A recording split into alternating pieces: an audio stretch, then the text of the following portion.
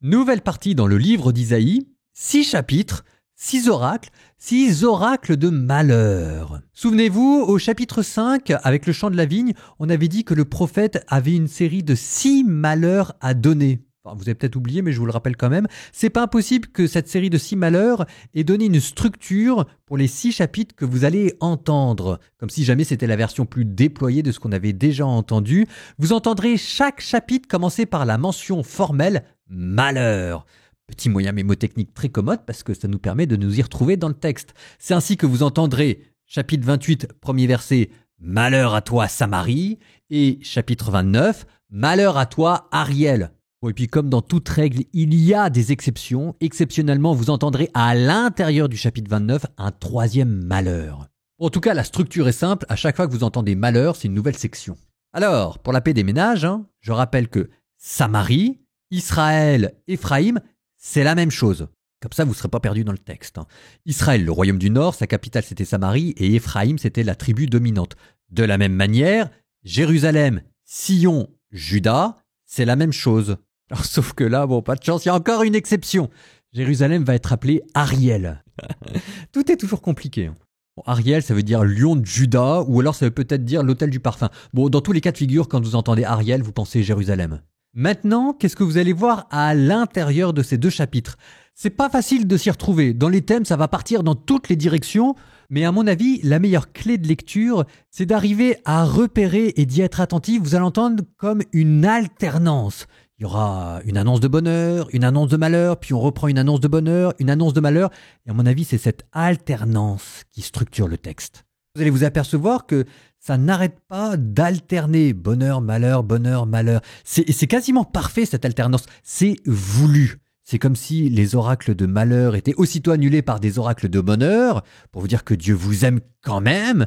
Mais à l'inverse, on pourrait se dire que ce sont aussi les oracles de bonheur qui sont aussitôt annulés par des oracles de malheur pour vous dire repentez-vous. C'est Dieu qui souffle le chaud et le froid constamment. Et je pense que c'est voulu.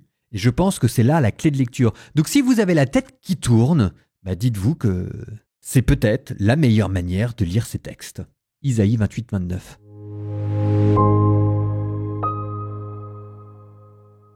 Malheur, Samarie, insolente couronne des buveurs d'Éphraïm, fleur qui se fanent, splendide parure dominant d'une vallée plantureuse. Et vous êtes assommés par le vin. Voici au service du Seigneur un homme fort et vigoureux comme un orage de grêle, une tempête dévastatrice, un orage d'eau puissante, torrentielle. De sa main, il va tout mettre à terre. Elle sera foulée aux pieds l'insolente couronne des buveurs d'Éphraïm.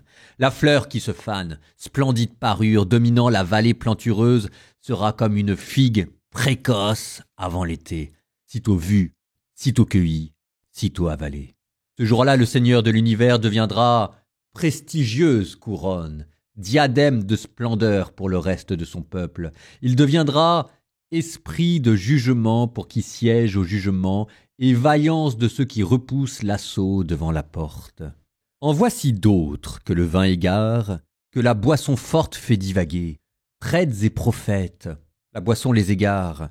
Ils sont troublés par le vin, ils divaguent sous l'effet de la boisson, s'égarent dans leur vision et s'embrouillent dans leurs sentences. Leurs tables, elles sont couvertes d'infectes vomissures.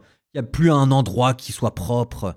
Ils disent, à qui veut-il faire la leçon ? À qui veut-il faire entendre le message ? À des enfants à peine sevrés qui ne prennent plus le sein ? Écoutez-le, fais ceci, fais ça, par-ci, par-là, un peu par-ci, un peu par-là. Eh bien oui, c'est dans une langue ridicule, dans un jargon étrange qu'il parlera à ce peuple. Il leur avait dit, c'est le repos. Laissez l'accabler se reposer, c'est le répit. Mais ils n'ont pas voulu écouter. Voilà donc ce que leur dira le Seigneur. Fais ci, fais ça, par-ci, par-là, un peu ci, un peu ça, afin qu'en marchant ils trébuchent et tombent à la renverse, ils soient brisés, pris au piège et capturés. C'est pourquoi, écoutez la parole du Seigneur, vous les moqueurs, vous qui gouvernez ce peuple qui est à Jérusalem, vous qui dites « Nous avons conclu une alliance avec la mort, avec le séjour des morts, nous avons fait un pacte, quand passera le flot torrentiel, il ne nous atteindra pas, car nous faisons du mensonge notre abri, dans la tromperie nous sommes cachés. Voilà pourquoi, ainsi parle le Seigneur Dieu, moi, dans Sion, Je pose une pierre à toute épreuve, choisie pour être pierre d'angle, véritable pierre de fondement. Celui qui croit ne s'inquiétera pas. Je prendrai le droit comme cordeau et la justice comme fil à plomb. Mais la grêle balayera l'abri du mensonge et les eaux submergeront le refuge caché. Votre alliance avec la mort se rompra. Votre pacte avec le séjour des morts ne tiendra pas. Quand passera le flot torrentiel, vous serez broyés. Chaque fois qu'il passera, il vous prendra. Il passera matin après matin, et le jour et la nuit ne restera que l'épouvante d'en apprendre la nouvelle. Car trop court est le lit pour se cacher, et trop étroite la couverture pour s'y blottir. Oui, comme le mont Pérachim, le Seigneur se dressera. Comme dans la vallée de Gabaon, il frémira d'indignation pour accomplir son œuvre. Étrange est son œuvre, pour se mettre à son travail. Insolite est son travail. Et maintenant, ne vous moquez pas, de peur que vos liens ne se resserrent. C'est la destruction et j'ai entendu qu'elle a été décidée par le Seigneur, Dieu de l'univers, contre tout le pays. Tendez l'oreille, écoutez ma voix, soyez attentifs, écoutez ma parole. Pour semer, faut-il que tout le jour le laboureur laboure sa terre, la retourne et la herse ? Ne va-t-il pas aplanir le sol pour répandre la nigelle, jeter le cumin, semer en pleine terre le blé, l'orge, le millet et l'épeautre en bordure ? Son Dieu lui enseigne cette pratique, il l'a instruit. On n'écrase pas la nigelle au traîneau, la roue du chariot ne passe pas sur le cumin, mais on bat la nigelle avec le fléau et le cumin avec le bâton. Va-t-on broyer le froment ? On ne l'écrase pas sans fin, on le foule sous les roues du chariot, mais il n'est pas broyé, et même cela vient du Seigneur de l'univers. Il conçoit des merveilles, et il a réussi de grandes choses. Malheur, Ariel, cité où campa David, ajoutez une année à l'année, que s'accomplisse le cycle des fêtes, et j'opprimerai Ariel. Il ne sera que plainte et complainte, il ne sera pour moi qu'un Ariel, un brasier d'autel. Contre toi, tout autour, je dresserai le camp, j'érigerai contre toi des remblais, j'élèverai contre toi des fortifications. Tu seras si abaissé que ta parole semblera venir de la terre, et de la poussière elle montera assourdie comme celle d'un revenant. Ta voix viendra de la terre, et de la poussière ta parole ne sera que chuchotement. Mais la foule de tes ennemis n'est que poudre fine, la foule des tyrans n'est que paille au vent. Tout d'un coup, en un instant, le Seigneur de l'univers interviendra dans le tonnerre avec tremblement et fracas, dans l'ouragan et la tempête, dans la flamme d'un feu dévorant, et comme disparaît un songe, une vision de la nuit. Telle est la foule de toutes les nations mobilisées contre Ariel. Tous ceux qui l'assiègent dans sa forteresse et ceux qui l'oppriment. Comme un affamé rêve qu'il mange et s'éveille le ventre creux, comme un assoiffé rêve qu'il boit et s'éveille épuisé le gosier sec, ainsi en sera-t-il de la foule de toutes les nations mobilisées contre le mont Sion.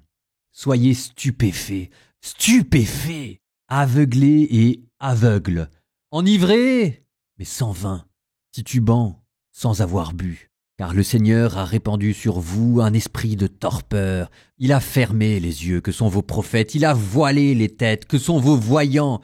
Toute vision est devenue pour vous comme les mots d'un livre scellé. On le donne à qui sait lire en lui disant « Lis donc ceci ». Mais il répond « Je ne peux pas, le livre est scellé ».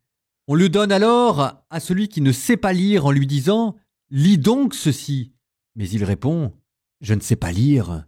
Alors le Seigneur dit « Parce que ce peuple s'approche de moi en me glorifiant de la bouche et des lèvres alors que son cœur est loin de moi, parce que la crainte qu'ils ont de moi n'est que précepte enseigné par les hommes, eh bien j'émerveillerai encore ce peuple par des merveilles de merveilles, et la sagesse de leurs sages se perdra, et l'intelligence des intelligents disparaîtra. Malheur! Dans un profond secret, loin du Seigneur, ils cachent leurs projets, et leur ouvrage est fait dans l'obscurité. Ils se disent « Qui nous voit? Qui nous reconnaît? C'est le monde à l'envers. L'argile se prend-elle pour le potier? L'ouvrage va-t-il dire de son fabricant « Il ne m'a pas fabriqué » et le pot va-t-il dire du potier « Il n'y connaît rien » Ne le savez-vous pas? Encore un peu, très peu de temps, et le Liban se changera en verger, et le verger sera pareil à une forêt.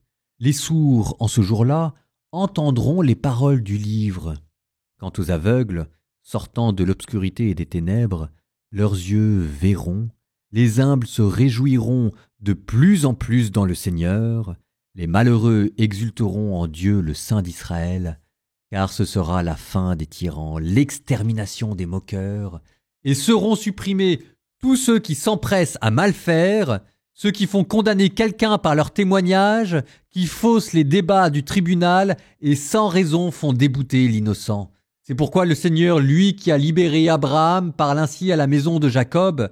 Désormais, Jacob n'aura plus de honte, son visage ne pâlira plus.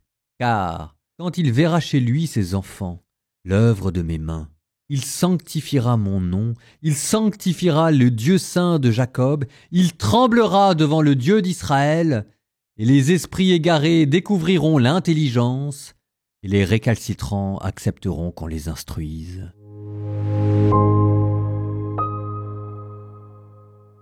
Petite théologie de la pierre. Il y a un verset que j'aimerais reprendre avec vous, chapitre 28, verset 16. Moi, dans Sion, je pose une pierre à toute épreuve, choisie pour être une pierre d'angle, une véritable pierre de fondement. Celui qui croit ne s'inquiétera pas. J'ai choisi ces versets parce que c'est la première fois dans la Bible qu'il est fait mention explicite d'une pierre angulaire. Et si vous êtes chrétien, vous savez que le thème de la pierre angulaire, mon Dieu, qu'est-ce qu'on en parle? C'est une réalité que l'Église ne cessera d'appliquer au Christ, qui est la pierre d'angle, parce que c'est la première pierre que l'on pose, il est le fils aîné d'une multitude, qui en retour a appliqué ce thème de la pierre angulaire à Pierre, le premier pape. Tu es Pierre et sur cette pierre je bâtirai mon église. Bon, et ben là, à nouveau, j'allais dire, Jésus n'a rien inventé. Enfin si, il a tout inventé, mais quand même, c'est Isaïe le premier qui, dans l'histoire humaine, l'a dit. Isaïe nous dit de cette pierre qu'elle est une pierre posée. Passif divin, c'est donc une pierre qui a été posée par Dieu. C'est un homme qui est envoyé par Dieu. Elle est posée en Sion. Ça veut dire que à partir de cette pierre, on est capable de reconstruire la ville entière. Et là, c'est Isaïe qui, de manière très subtile, arrive à se faire croiser deux théologies. Une théologie messianique, l'attente d'un Emmanuel, d'un roi parfait, et la théologie de Sion, rebâtir Jérusalem. Eh bien, ces deux théologies s'entrecoupent sur le thème d'une pierre angulaire. On vous dit de cette pierre que c'est une pierre éprouvée. Je ne sais pas encore comment elle va être éprouvée, mais mettez ça dans un coin de votre tête, parce que peut-être que plus tard, quand Isaïe parlera d'un homme de douleur, il y aura peut-être un rapport. Et on vous dit ensuite, celui qui croit, sous-entendu celui qui croit en elle, ne s'enfuira pas. Cette pierre sera un appui pour la foi. Ça, c'est la foi chrétienne qui est annoncée. Nous nous tournons pour nous confier en cette pierre angulaire. Au nom du Père et du Fils et du Saint-Esprit, Amen. Seigneur, c'est en toi que repose ma vie. Je te choisis comme pierre angulaire. Je veux construire ma maison sur le roc, non pas sur le sable, mais sur le roc de ta parole, sur le roc de ta résurrection, sur le roc de ta puissance. Et celui qui croit en toi, Seigneur, ne sera pas déçu. Seigneur, je te choisis aujourd'hui comme pierre angulaire.